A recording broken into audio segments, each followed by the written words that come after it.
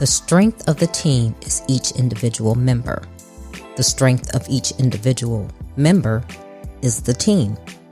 That is a quote by Phil Jackson.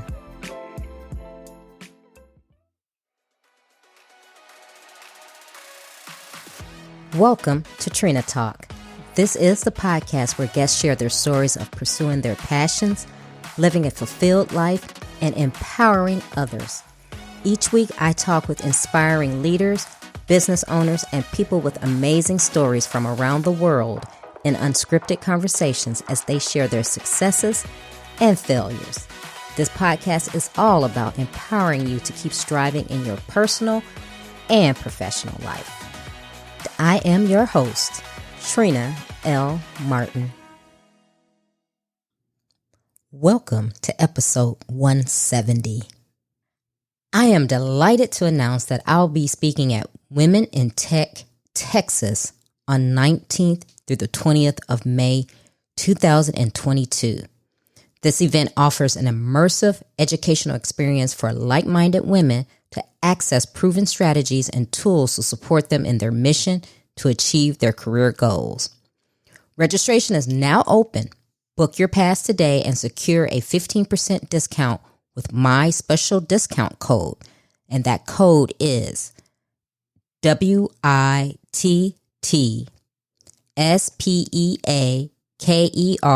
15.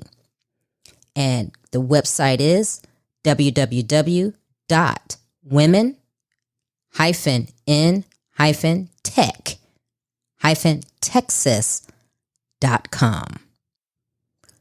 The topic of this week's episode is Connect and Communicate. My guest this week is Barry Moline. Barry has been bringing people together in the workplace for 4 decades. He calls it building teamwork. As the current executive director of the California Municipal Utilities Association, Barry knows the importance of synergy and diplomacy and what can go wrong in their absence. From his volunteer work with the U.S. Peace Corps in Guatemala to his leadership of associations, business, government, and nonprofits, Barry has strived to solve the issues of communication stagnation, siloed information, unfounded assumptions, and more by teaching his staff and his colleagues to relate to one another. There is power in sharing our personal stories as a means of communication. Hi, Barry. Welcome to Trina Talk. Trina, it is great to be with you. I'm so excited to talk about communication and business and anything that comes up. I'm excited to speak with you as well. We had a pre-interview conversation, so that went well. So I know the interview is going to go well. But how I start off is I always ask my guests to tell the listeners who you are and what made you the Barry that you are today. Well, I'm Barry Moline. Let's see. I think that the way that I think about answering that before I answer it is, do I respond by talking about me as a person at home, as a husband, as a father? Am I my resume? Am I my career? Am I a person in the community? And I think that over time that my response has probably shifted. I think during the sort of the ascension of my career, I really focused on that, and I would say that I'm the CEO of the California Municipal Electric Association, and in that job, I work with electric utilities and water agencies, and we're doing everything we can to address a drought in California, and we're fighting climate change on the electric side. And that would be the thing that would define me. I think that now I look at myself a little more holistically, and I think about myself as as a person in the community, and as a husband and as a father, and looking at the branches of my life that are of equal importance because I need to balance all of those elements. So it's shifted over time. I think today I would say that I would focus a little bit more on the personal part, and also probably one more thing in that I'm eager to help others in their journeys along the way. That's interesting how you went through the different phases, because I think we all do that. I think at one point we think we're our resume, and we're, instead of telling who we really are, we're saying, oh well, this is my job title, this is what I do. But I think as you get older, you take the approach of, no, this is who I am, inclusive and holistically. And there's so many different facets to me. I'm not just my business or who I work for. I'm so many other things. So I'm glad you actually took that approach, because a lot of times I think people don't know how to answer that. And I love how you answered it, because that's what I'm looking for. I'm looking for who you are, not the title. But yeah, thank you for answering that way. So let's get on with the interview. So you wrote a book, and like you said, you're expert in communication. You've done some research. So go ahead and let's talk about that. Tell me about your book and what you're doing and how you like to help others. So, yeah, I wrote a book called Connect: How to Quickly Collaborate for Success in Business and Life. And I consider myself an expert in communication, not because I studied communication to write the book, which I did. I really consider it because I've been through so many, I don't know, interesting, uneven, challenging experiences with communication that I had to figure out, like, what the heck is going on here? Like, oh my gosh, like, and then look that up and figure out how to resolve that. I've had so many, I don't want to say problems, but so many interesting challenges that over time I've seen a lot. Now, I don't know that I've seen everything, but I've seen a lot. And I've learned about all the different kinds of people and ways that people communicate. I'm not too surprised by anything that I see anymore. And so when I talk about communication and the importance of connecting with each other, and how that leads to better performance in organizations, I come at it from the perspective of I have screwed up an awful lot when it's come to communication, and I've learned how the best communicators work. I've tried to adopt those, and then of course I wrote about them. Actually, about half the book is consists of case studies of people and organizations that have successfully used collaboration and communication to achieve a higher level. So just the idea that I'm an expert, a quote unquote expert, is mostly just because I've been in the trenches and seen a lot. And I still even just this morning we were walking the dogs, and my wife said, you're walking a little bit in front of me, for a little bit too long here. Are you avoiding me? It's like, no, I'm just being pulled by the dog. I was like, okay, I just wasn't sure. Maybe you were avoiding me. And I thought, okay, well, there's a communication issue I need to think about. Is you need to, walk closer to your wife when you're walking the dogs. So things come up all the time. Yeah, and let's talk about that, and we'll delve into the personal side of that as well. But let's talk about that with business and your teams, because no one likes to feel that they don't know how to communicate, but so many of us don't, especially in business. So let's talk about what you've seen and how you go about rectifying that or helping others to rectify that.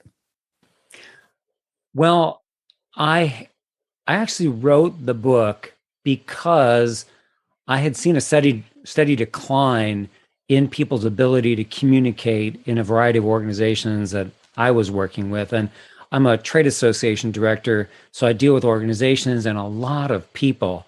And I had seen a lot of friction over time. And I wondered why this was happening. So I began to research organizations that were successful in communication and collaboration. And I found these good examples, and I was seeing, okay, well, these organizations are not doing well, others are doing better.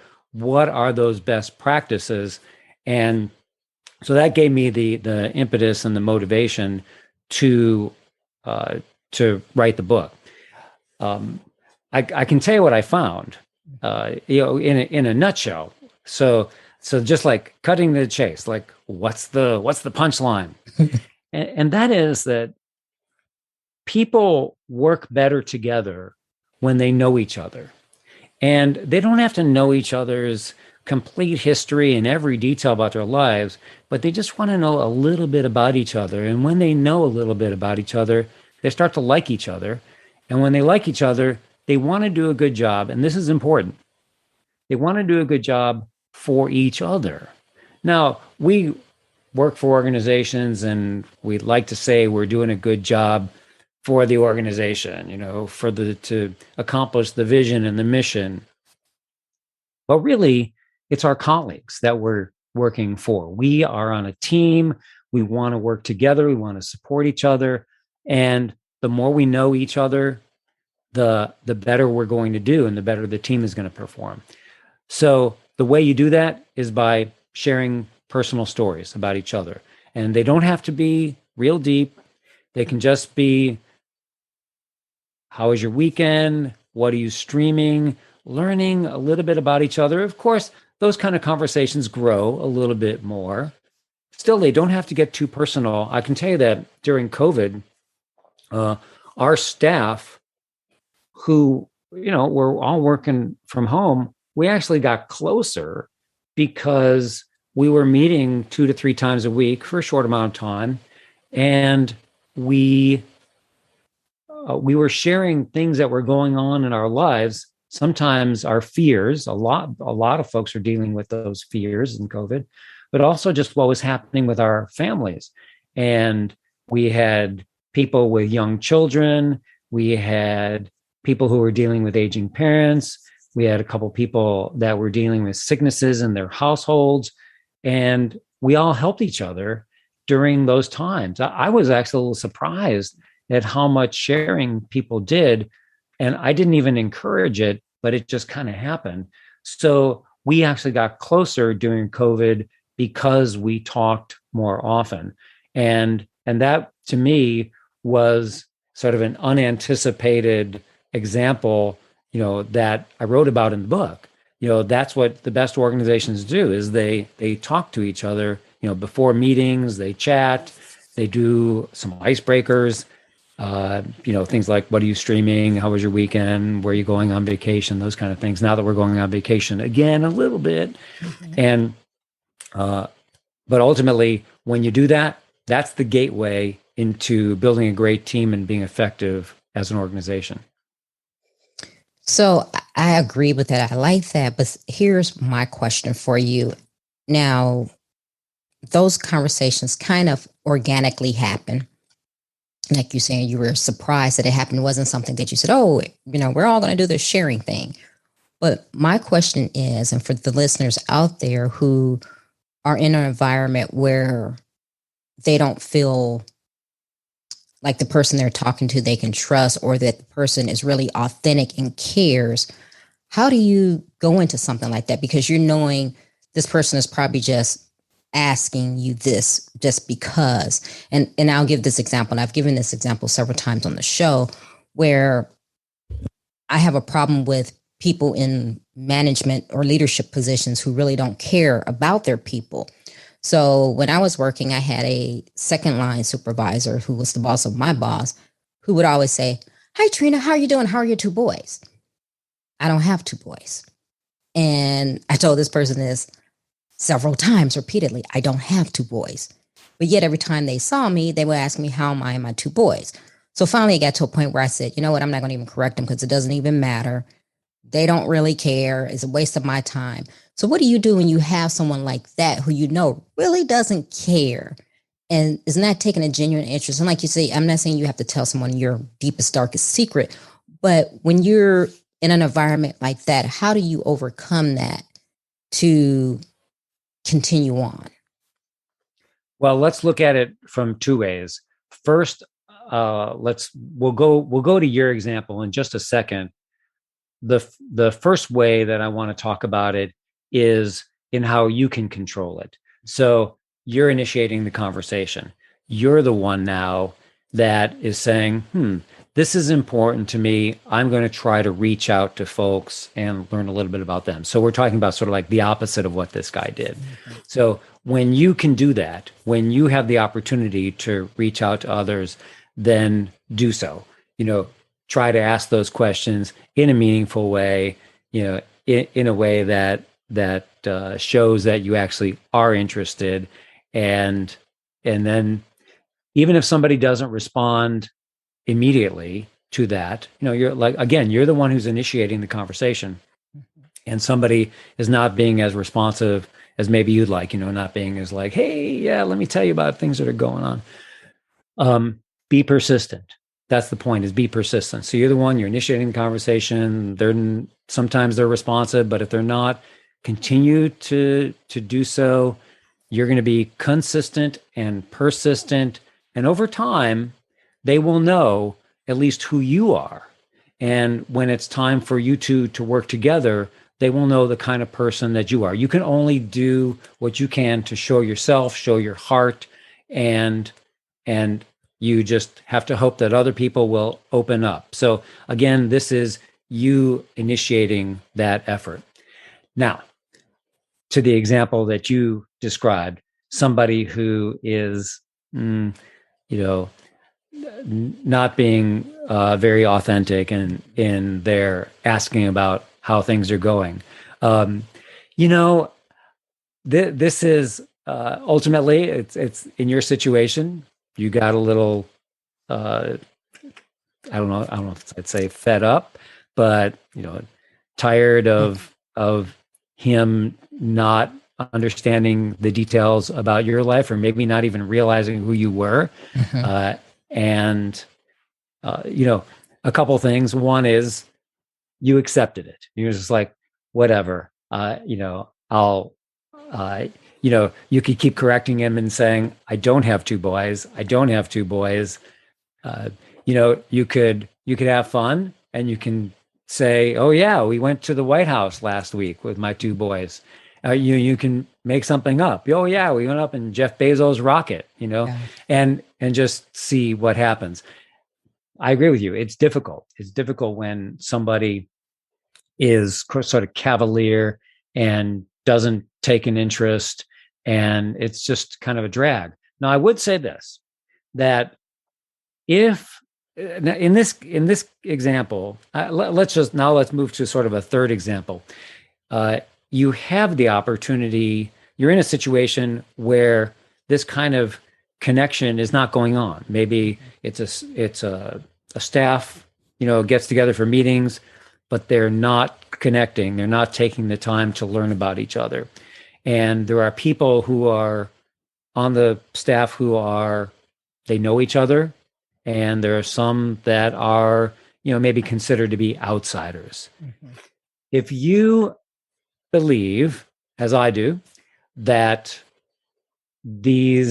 connecting with everyone is valuable, pull your supervisor aside one-on-one and say, hey, let's try this. Can we look at doing a quick icebreaker before a meeting, talking about something like streaming or weekends or vacations, or I have some other examples that we'll talk about.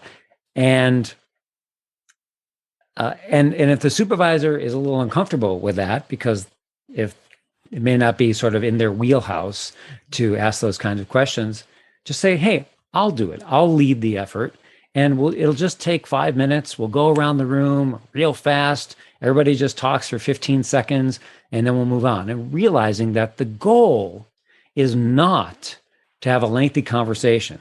The goal is to, if we're talking about streaming, it's two things. One is to learn that, like, Joe sure likes action Mm-hmm. shows. Oh, and Sarah sure likes love stories. Those are the kind of things that you get to learn about people. And then later you can have a longer conversation at a break, either on a Zoom or in their office if we're in the office. But either way, you initiate a conversation for later that allows you to develop a relationship. And that's one way where you can be a catalyst in a group where there's maybe not a lot of interest in doing it, or the boss doesn't have that interest, but you can say, let me give it a shot, and I'll see if we can get some folks talking. And what I found is that I used to really dislike icebreakers. I just thought they were stupid. Mm-hmm. And people would ask, what would be the name of your boat, or your yacht, if you owned a yacht, or what's a favorite comfort food from your childhood. Mm-hmm. And I just thought, this is so stupid. Why are we doing this? And then we do it, and people would talk about favorite foods from their childhood, and they would get excited. And then at a break, we'd say, can I get a recipe for that chocolate cake, because it really sounded good the way you described it. And those kinds of small conversations help you build bridges to others, that then when they're talking, Mm-hmm. you go like, I kind of like her, I kind of like him. I let's exchange ideas. Let's build on those ideas. It's kind of strange, but it works. Yeah. Yeah. No, I get it. I really get it. And part of the show is I love talking about successes, but I also like talking about failures, because we're all human. We all have those. So tell me about some of your communication failures that actually made you stop and say, you know what? Here's some issues and the reason why you wrote the book and started really paying attention to speak on this. I've had a few in my life, and fortunately, I can count them on one hand. And I would say that, uh, I was part of the problem, uh, for whatever reason, and I tried to learn from the problems. In in a I think a lot of the situations where I wasn't a good communicator, they where I would say, I guess, sharing the responsibility, both me and my conversation partner were not good communicators. And these are situations where maybe they extended over a period of time. We had an issue to resolve and we just couldn't do it. And instead of focusing on the issue, we focused too much on each other, and like, I don't like that person. I don't like that person. And then let those thoughts sort of override some of the things that came out of our mouths.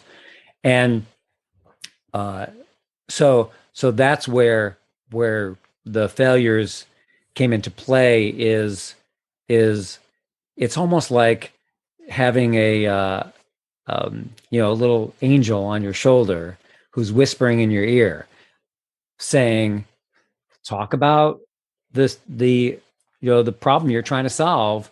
Don't worry whether they're a Democrat or a Republican. Don't focus on that. Don't focus on whether they believe in vaccines or not. Don't attack them because of that. You know, don't talk about their uh, their history or their background. Just come back and focus on the issue that's right in front of you, the problem you're trying to solve. If you can reel yourself in, if you can have that little angel sitting on your shoulder saying, time out, don't insult anybody, just focus on the issue, because it's sometimes hard. Sometimes people will attack you, Mm-hmm. and you go like, well, I want to attack them back because it feels so good. Mm-hmm. But if you don't, and you focus back on the issue, you'd be surprised. One of two things will happen. The conversation will end because they want to fight with you about who you are and what you believe in, or you will actually talk about the issue. So, you'll actually start to solve some problems. One of my favorite uh, people, an old friend, I live in California. He lives in Florida, and I used to live in Florida. And he is different political party for me, a lot of different beliefs, but we know we have very similar family values. It's extremely similar. We are solid on the importance of family. That's all. We just love family. And we get into conversations and we try to focus on facts. And I love those conversations because we're dealing with tough issues like climate change or religion or politics. And one of us will say something and the other will say, "Now, where'd you hear that?" Mm-hmm. And I have to say, well, I did hear it from my next door neighbor, as opposed to, something being science-based or who knows what. Right. And so we'll call each other on those things and then kind of laugh about it, because we always come back to that core of we love each other so much that we want to actually engage in a positive conversation. Yeah. And I love what you're saying, because I think in the world today, I think we've forgotten that we're all humans. And I think a lot of times, like you said, deep down, we have some of the same core beliefs. We love our families, we want to do well. And I think so much has been taken to really polarize and politicize things that now that's all you hear. It's this party, that party, did you get this? Did you get that? And it's like, and people forget that we're human, instead of saying, you know what, we're human. I can agree to disagree with you. You can believe on, that you can be a part of whatever party that you want to support. And I could do the opposite, but that doesn't change who we are. That doesn't mean that we can't be communicating together or be friends or whatever. And in your investigation, why is that such a thing that has destroyed our communication and just our respect to humankind? I think we've just forgotten that we all are people. I have this philosophy that I have to come back to when I find I'm disagreeing with somebody, is that everybody has something going on. And we all hide those little things that are going on, and they might have been just getting up on the wrong side of the bed. It might be something involved with our direct family. It might be parents, might be children. It might be something going on at work. We all have something. And when we can connect with each other on that level, or at least give each other the benefit of the doubt that everybody's got something, then we give each other a little more grace. We're a little more patient with each other, recognizing that we're all humans. And I think to answer your question, we forget that. We forget that we're actually talking to, another person that God put here on this earth, and they have value. So it's good for us to remember that and try to find something that we can agree on, or something in our lives. The most, hideous person that we might disagree with, on an issue, pick any issue that we strongly believe in, we might be completely simpatico with them on so many other issues. And the key is to try to find some of those more simpatico issues to try to build those bridges. It's hard. It's hard when we're faced with those tough issues, and we want to sort of, just polarize folks. Of course, we're surrounded by cable news and politics, where that yelling is the norm, and it's an example or I should say, a poor example of how people communicate. It's not the way to do it, and when we find ourselves lapsing into that, we need to realize, that's not normal. That's entertainment. Right. And they're doing it for another reason, just to get eyeballs on TV and ratings. So in our daily conversations, we're not trying to get eyeballs and ratings. We're trying to work with people and advance in our organizations, advance in our communities, make the world a better place. So the example of cable news and politics does not transfer to the things that happen, just out there walking the dog on the street and talking with neighbors. Right. So give us some of your tips for building that great communication with colleagues and teams, or even like you were saying, with your spouse or children, because you brought up the example of you walking a dog with your wife.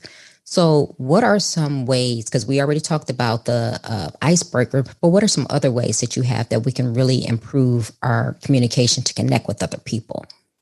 Well, let me just tell you one of my favorite icebreakers, and maybe I shouldn't call it an icebreaker. Let's call it a conversation sparker. I don't know, kind of the same thing, but it's my favorite. And that is when I find myself in a situation, meeting someone new, maybe I'm at a party and, want to introduce myself to someone. And we do that. It's like, well, what do you do next? One is to just ask, well,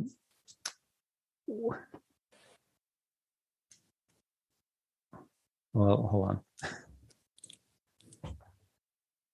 on. One is to ask, what's got your attention these days?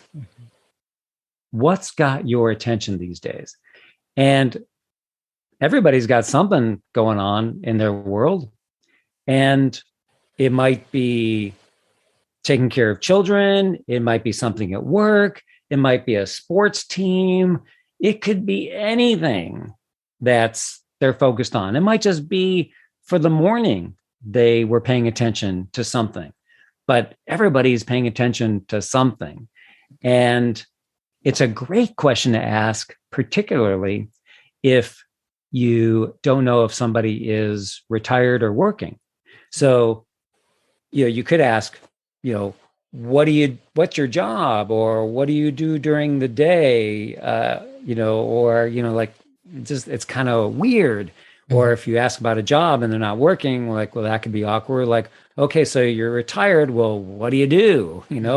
That's kind of a strange road to go down. But if you just say, what's got your attention these days, then everybody's paying attention to something. So that's kind of a fun one that I really like to ask. And the other is, where are you from?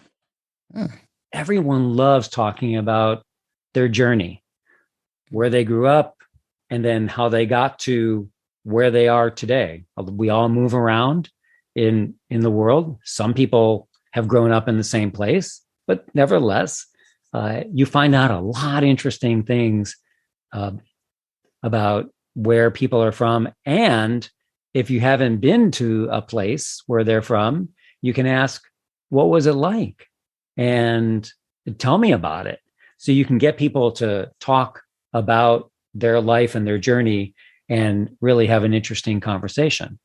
The other is to be conscientious of the amount of time that you're talking. You want to keep a conversation going 50-50 if you can. And that is, when you find yourself talking too much, like I am right now, I'm thinking, I'd really like to know more about Trina. She keeps asking me these questions, but I really like to know more about Trina. It's good to have that running through your head to think, I think I'm talking a little bit much. Let me ask a few questions about Trina and find out about her journey, or what's got her attention these days, so that I can shut my mouth and learn more about you. Mm-hmm. So those are, one way to spark up conversations, and then another one to try to, constantly remember to listen. It's not so much listen more. What I find, this is kind of strange, but I'm kind of a bad listener, and I hate to admit that, but it's a little bit true. And what I do to force myself to listen is to use filler words like, interesting, tell me more. And those words to me are saying to me, shut your mouth, give somebody feedback that you want them to continue talking, and then ask the question, tell me more about that, so that I spend more time trying to listen and hear stories about you, so I can talk myself a little bit less, because I'm probably talking a little bit too much. Well, this is my show and it's an interview, so you're not talking too much. Yeah, I know. But if we were, at a party, Right. I'd be thinking to myself, gosh, I am talking way too much, and I really need to focus on Trina. No, I get it. And actually, I like the questions, because I hate the questions when people say, well, what do you do? Because a lot of times I didn't like telling people what I did, because it would lead to places where I didn't want to talk about. Right. So it's like, but if you're saying what's got your attention, or where are you from, that's good. And I'm a very good listener. At least that's what I've been told from these interviews, but I think I am. But I also, it's funny because I have been in a situation where you approach someone and you're like, oh, where are you from? What do you do? And you get the yes, no, just a very quick one. You're going, okay, you're very talkative. Let me mosey on to somebody else, which is very awkward because you're trying to engage with the person. And they're pretty much telling you, I don't want to talk. And I almost prefer them to say, well, you know what? Leave me alone. I don't want to talk. So it's very awkward. But besides, my method of, okay, leave, is there thing else that I should do? Well, be persistent. And that is, it does work. It does work over time. It does work in general with most people. And who knows? They may have something going on in their life. They may be distracted by something. And that's the reason why. Don't take it personally. That's the point. You're a lovely person, and you know that. So that's your core. Don't worry about what other people's reactions are. If at this particular moment they weren't in the mood to talk, that's okay. That's okay. There are other people to talk to. And what's important is that you continue to make that effort with others, because it does work. It does work over time. And I've seen it a million times that it does take time. I had a staff person many years ago who, whenever we got into a meeting, and this wasn't about doing icebreakers, this was just about work stuff. We'd be going through the agenda, and she was in charge of the IT department. And we would be talking about a variety of issues. And then we would say, well, how does that impact, our computer profile? Or do we have enough storage space? Or what forms do we need to develop on the computer, or whatever? And she would be real quiet. She would say, I don't know. Let me think about it. And we were all trying to brainstorm in the meeting, and she was being, she wasn't it seemed like she wasn't cooperating. And that's what it looked like on the outside. Like, she's not cooperating. What's going on with that? And that happened a few times. And I decided to sit down with her and ask, what's going on? In meetings, we need your input. And it seems like you're not cooperating. Everybody's getting this feeling like you're not part of the team. And over time, she said, well, I'm afraid I'll say something stupid. Like, okay, well, think about it this way.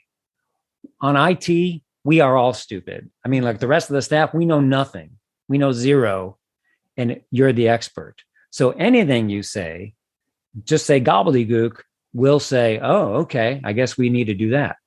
And we laughed about that. Ultimately, what she understood was that she was the expert and we needed her input. And even if she said, that's an interesting question, I'm going to think about that and then I'll get back to the group. That's a better answer than no, or, I don't want to talk about it. So it gave her the opportunity to say, to have a few different responses.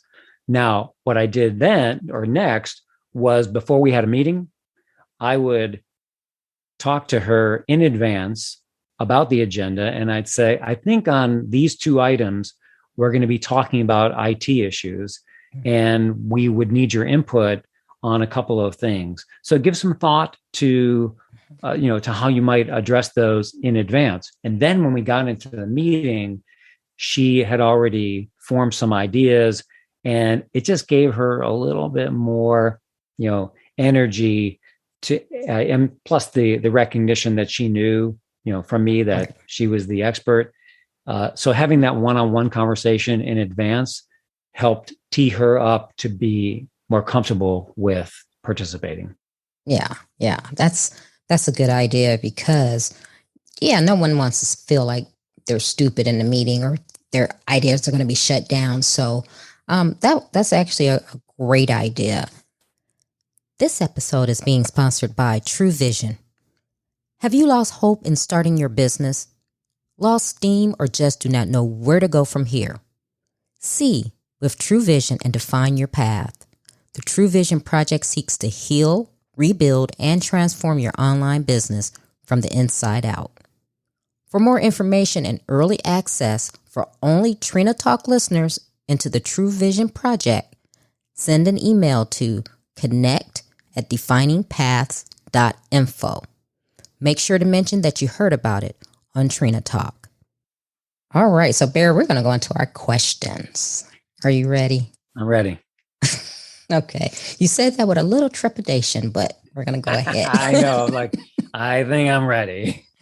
Wait, a favorite book? Was that one of them? No. How about favorite food? I got no favorite food, no favorite colors. Oh, man.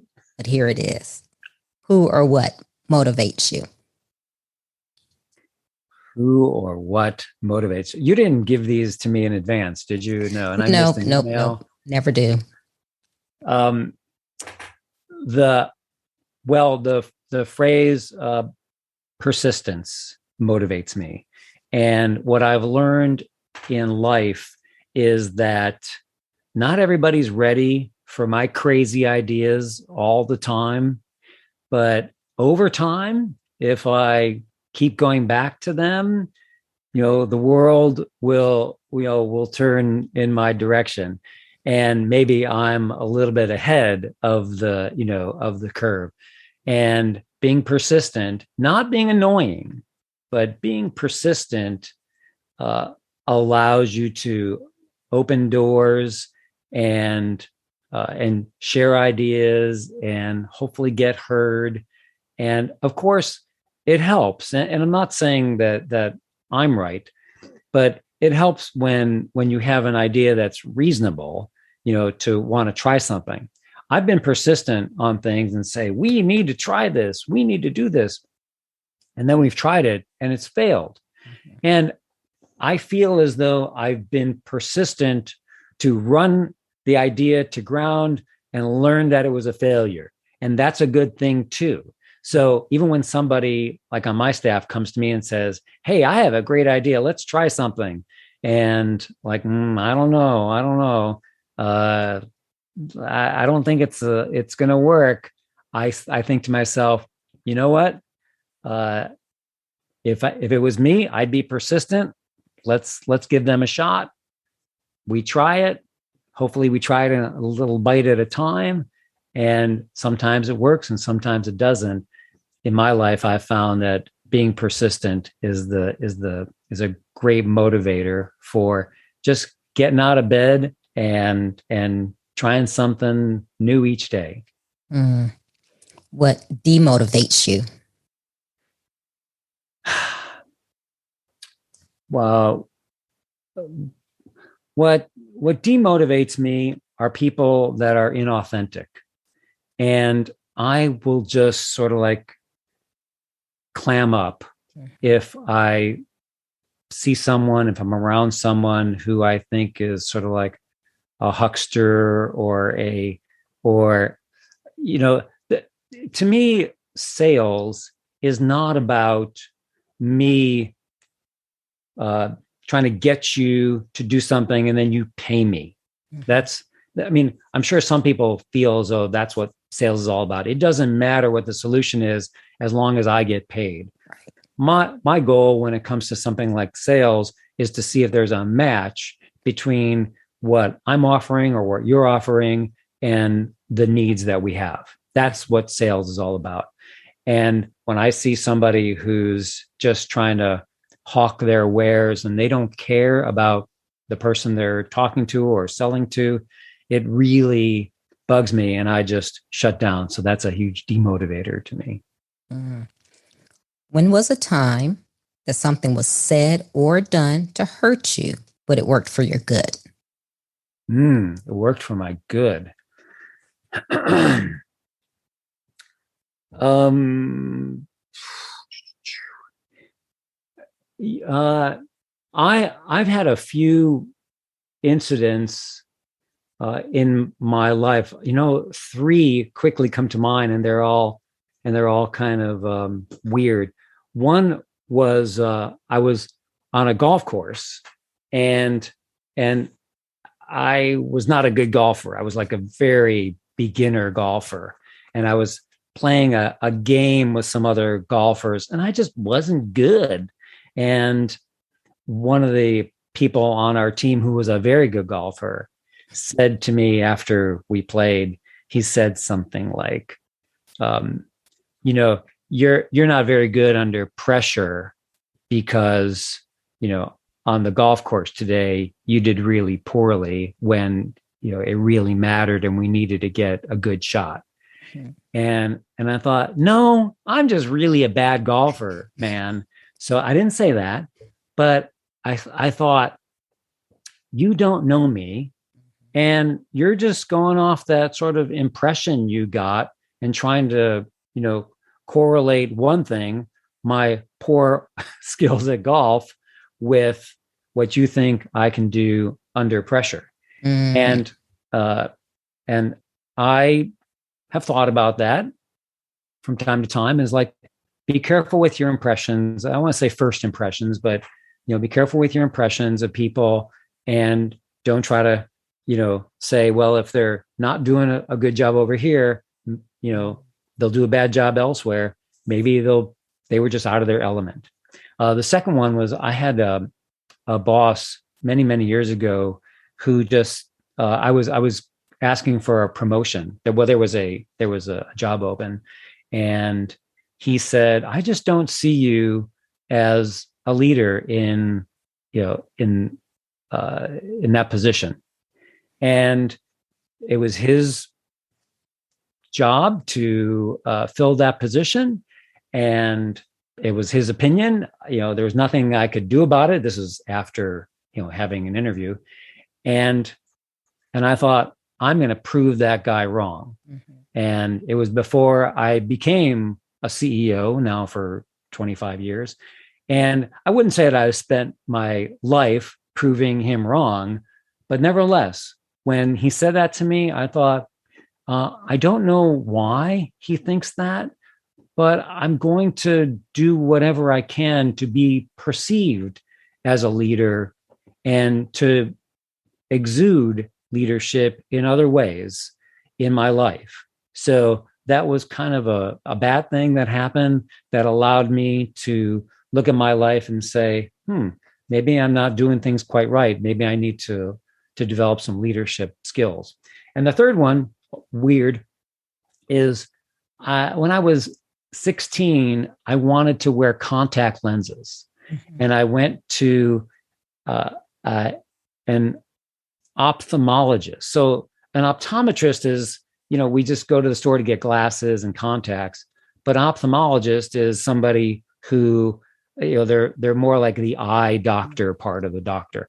And I was at an eye doctor, and I had done the, whatever my the checkup was, and I asked the doc, I'm interested in contacts, and he said, you would be a bad contact wearer because every time I try to get close to your eyes, you shut your eyes.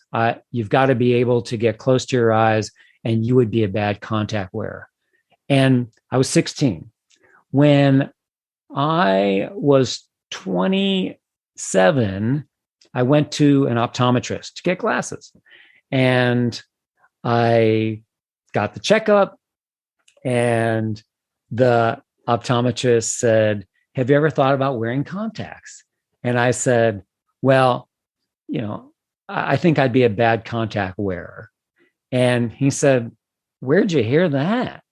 And I told him the story that I just told you. At age 16, my ophthalmologist said I'd be a bad contact wearer. And he said, I'll have you in contacts in the next 15 minutes and you'll be fine. And I thought, okay, that's changing the script. And sure enough, he taught me how to do it. And that was a huge life lesson for me in you can overcome a lot. We have a lot of negative scripts that run through our heads. Oh, I can't do that. Oh, I'll never be able to do that. It's like, no, actually, if you just study up a little bit, if somebody teaches you, how to do it, you can do a whole awful lot. You might not be, a Major League Baseball pitcher, or you may not be able to sing the Star Spangled Banner at the Super Bowl, but there's a lot of stuff in the 90% that you'd be surprised at how much you can do in your life if somebody just said, oh, let me just tell you, a couple little secrets about it. So we have to be, wary of those negative scripts that run through our heads. Love it. What is your fear? Yeah. Wow. I'm sitting in a chair, but I feel like I should be on a couch. I am 64 years old, and I'm very active with exercise. And I play hockey, and I'm a hockey referee. And I've been doing those things since I was 10. So I've been doing them a long time. And I go to a kickboxing gym, but I don't get hit. You just punch things. Yeah. you just punch, bags and things, but it's very active. You're jumping around and doing sit-ups and burpees and all kinds of things. And I'm a little afraid that I'm going to really injure myself doing one of these things.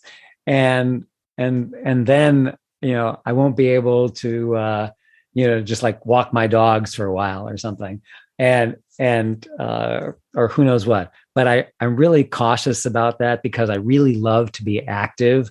And I think, you're 64 and you're still playing hockey. You think you should still be doing that? Well, I really like it. Yeah, I want to. Maybe I should just be a little careful. Maybe I shouldn't go into the boards and try to, mess with that guy. So I do back off a little bit. But bottom line is that's one thing that I'm a little afraid of is doing some permanent damage in one of my crazy athletic things. I'm not jumping out of airplanes, but Yeah.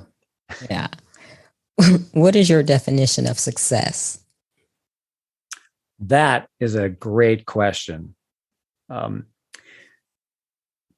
Because it's changed in my life, just like we talked about earlier, how I perceive myself. And I used to think success was was leading an organization or being paid a lot of money or having a lot of money in the bank, or who knows what. And that was it. And we see this kind of perception on TV shows, with movie stars and, like the show Billions and so on and so forth. And I truly believe, I absolutely believe, and I have completely let go of all of that. And that is, it's really the relationships that we have with people. And I've really tried to focus on those relationships. And it's not just those within my family, like my wife and kids and so on, but it's people that, if you're hearing any shaking or noise in the background, do you hear any of that? I hear it. Yeah. Don't worry. I have a dog too. He's done it a couple of times. Yeah, that's one of my dogs. All right. I just took off her collar. And the, I've really tried to focus on or reaching out to people sort of everywhere. And I'll tell you the story in just a second, but I want to really emphasize that, because what I found is when I don't spend time trying to get to know somebody, then I sort of immediately, if we're working on something together, I'll take a misstep. I'll assume something that's incorrect. And I found that the more time that I spend getting to know people, even when I'm a little annoyed with them and just asking them, like, hey, what's going on? Anything happening, that you'd like to chat about? I find things out, and it pulls me back from the edge of my annoyance or my anger. And it's, that's turned out better. The story that I want to tell you is that this sort of turned around for me, at a particular moment. My daughter was in junior high school, and kids, will just say the darndest things. And we were going through the checkout line at the grocery store, and I communicated the way I normally would, which was when the checkout or the cashier said, did you find everything okay? And I said, yep. And she said, sure is nice weather we're having. And I said, yep. She said, hey, how about the Knowles? Then they're doing good. And that was the Florida State Seminoles in Tallahassee. And they were having a really good year. And I said, yep, they're doing good. And got a groceries bag. And we had taken about 3 steps away from that counter. I was pushing the cart. And my daughter said, Dad, you weren't very nice to that lady. And I thought to myself, I don't know. And I said to her, I wasn't not nice to her. I was neutral. Yeah, I was neutral. I wasn't nice or not nice. I was neutral. And she said, well, I don't know what it seemed like to you, but to me, it seemed like you weren't very nice. And we walked on a little bit farther to the car. And I'm thinking to myself, I've got enough people in my life. I don't need to have a relationship with the cashier. That's okay. And then we walked along a little farther. And I thought, well, I really wasn't that nice to her. I certainly wasn't nice. And I can see what she's talking about. And then I put the groceries in the back of the car, and I sat down in the driver's seat, and she was next to me in the front seat. And I turned to Emily and I said, Em, I can see how my behavior could be seen as not very nice. And whether I thought it was something else, I can certainly see how it could be seen as not very nice. I'm going to try to do better. And ever since that moment, I've tried really hard to engage with everyone, not just store cashiers, but really everyone as a human in trying to, have a positive conversation. My wife is really good at it. And I would look at her and go like, why are you having a conversation with that person? You just met them. You're telling them, our whole life story. Like, well, that's actually a good thing. Mm-hmm. It's good to make those connections. So she's my original connector. And that experience with my daughter and the cashier at the supermarket was a thing that turned it around for me and helped me develop positive relationships with people. Mm. What legacy do you want to leave?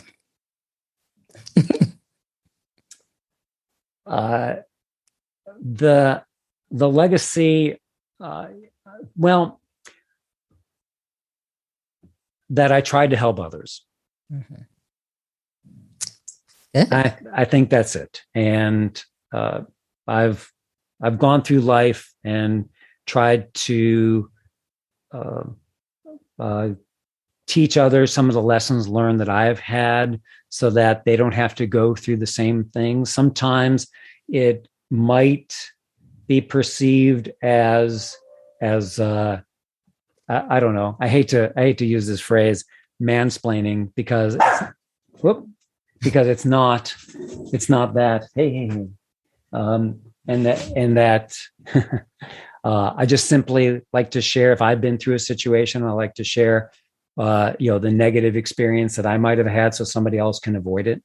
And but bottom line is, I would say that probably my rearview mirror for my career is a bit bigger than others. So if I've seen a lot, then I'd like to share those experiences, both positive and negative, so that others can excel and where they are, and avoid some of the hiccups that I've gone through.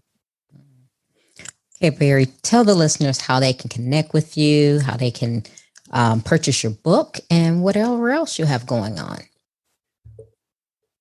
All right. Well, thank you for that, Trina. Well, first of all, let me offer everyone a free resource, and that is on my website at barrymoline.com.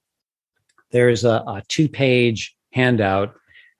It's 30 plus icebreakers. And these are conversation sparkers, things that you can use in a lot of situations, both in the workplace and also at parties, to get the conversation going. So it's at barrymoline.com/resources. And right there on the page, icebreakers, and very easy to find. The book is available on Amazon. It's Connect ! Connect. Probably best to look at it, Connect Barry Moline, because if you put in Connect, it wants to sell you Connect 4, I think, is the game. And but the book, I think I think it's less than 5-star reviews. I think somebody gave me 4 stars. So it's like 4.9 on the review star evaluation. Still, a lot of great techniques in the book. I think most important is that we learn not so much by getting a list of things to do. We learn by seeing the example of others. And there's a lot of great case studies in the book. And then, of course, on my website, there's a blog. So I'm always leaving lots of tidbits there. And soon to be on my website, I'm starting up a podcast called Leadership Secrets, and that'll be out soon. So look for that. Lots of great ideas about leadership. Wow. Well, definitely we're going to check that out. Well, Barry, thank you so much for being on Trina Talk. It's been a joy connecting with you. Hopefully we'll stay in contact with each other. Awesome. Thank you, Trina. I've loved the conversation and all the great curveballs you threw me there at the end. Boy, oh boy, I really appreciate that and the thoughtful conversation. If you like Trina Talk podcast, please don't forget to go out to iTunes and rate it 5 stars and leave a review. Also, who else in your life do you know that needs some motivation and inspiration in their lives? Don't forget to share Trina Talk with them. I hope you have a great week. And remember, if you change your mindset, you can change your life. Keep striving because success is a journey, not a destination.